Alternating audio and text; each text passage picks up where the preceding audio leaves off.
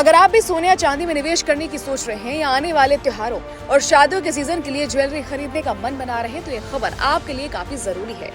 अंतर्राष्ट्रीय बाजार में सोने की कीमतों में हाल के दिनों में एक बहुत तेज गिरावट देखने को मिली है। कमोडिटी मार्केट के जानकारों के मुताबिक ये पिछले 6 सप्ताह की यानी करीब 1.5 महीने की सबसे बड़ी साप्ताहिक गिरावट मानी जा रही है। लगातार आसमान छू रही सोने की कीमतों में आई इस अचानक नरमी ने पूरी दुनिया के निवेशकों और आम ग्राहकों को एक बार फिर अपनी ओर तेजी से आकर्षित किया।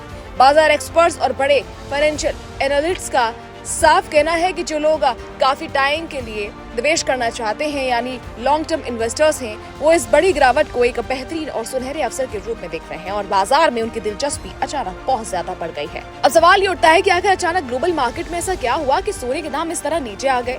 तो इसके पीछे कई बड़े अंतर्राष्ट्रीय वजह हैं, जिनमें से पहला और सबसे प्रमुख कारण है मिडिल ईस्ट यानी मध्य पूर्व में जारी भयंकर संकट और भू राजनीतिक तनाव। इस वक्त पूरी दुनिया में जो अनिश्चितता का माहौल बना हुआ है, उसकी वजह से वैश्विक बाजारों में भारी उथल पुथल है। ऐसे संकट के वक्त में निवेशक आमतौर पर अपने पैसे को सुरक्षित रखने के लिए सोने को सबसे भरोसेमंद और सेफ हेवन एसेट मानते हैं, जिससे सोने की मांग बढ़ती है। लेकिन इस बार कहानी में एक बड़ा ट्विस्ट आ गया।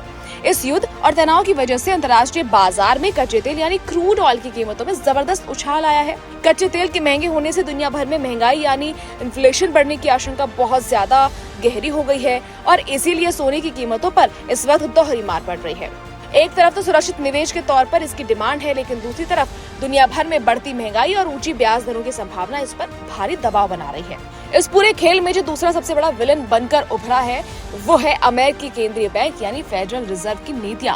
बाजार के एक्सपर्ट्स के मुताबिक पिछले कुछ वक्त से ये उम्मीद जताई जा रही थी कि अमेरिकी फेडरल रिजर्व जल्द ही ब्याज दरों में कटौती कर सकता है, जिससे सोने की कीमतों को और पंख लगते। लेकिन अब ये उम्मीद पूरी तरह से कमजोर हो चुकी है। इसके उलट वैश्विक बाजार में अब इस बात की संभावना बहुत ज्यादा बढ़ गई है कि महंगाई पर काबू पाने के लिए फेडरल रिजर्व ब्याज दरों को न सिर्फ लंबे वक्त तक ऊंचा रख सकता है, बल्कि आने वाले दिनों में इसमें एक और बढ़ोतरी भी कर सकता है। आपको बता दें कि जब भी ब्याज दरें ऊंची होती हैं तो सोने की मांग पर इसका सीधा और नेगेटिव असर पड़ता है, क्योंकि सोना एक ऐसी संपत्ति है जिस पर निवेशकों को कोई नियमित ब्याज या डिविडेंड नहीं मिलता। इसके साथ ही अमेरिकी अर्थव्यवस्था में आए सुधार की वजह से डॉलर इंडेक्स लगातार स्ट्रॉन्ग हो रहा है और एक स्ट्रॉन्ग अमेरिकी डॉलर हमेशा सोने की कीमतों को नीचे धकेलने का काम करता है। ग्लोबल मार्केट के इस बड़े बदलाव का सीधा असर अब घरेलू सर्राफा और ज्वेलरी बाजारों में भी साफ तौर पर देखने को मिल रहा है। पिछले कई महीनों से सोने के रिकॉर्ड तोड़ ऊंचे दामों की वजह से जो आम ग्राहक अपनी खरीदारी को लगातार टाल रहे थे, वो अब एक बार फिर से ज्वेलरी शॉप्स और सराफा बाजारों का रुख करने लगे हैं।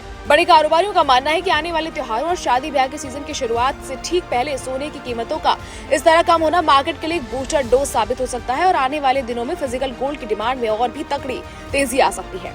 इसके अलावा एक और दिलचस्प ट्रेंड ये देखा जा रहा है कि इस वक्त चांदी की तुलना में बड़े और छोटे दोनों ही तरह के निवेशकों की पहली पसंद और दिलचस्पी सोने में ही ज्यादा बनी हुई है। तो आखिर आने वाले दिनों में सोने की चाल कैसी रहने वाली है? क्या दाम अभी और गिरेंगे या यहीं से फिर एक नई तेजी देखने को मिलेगी?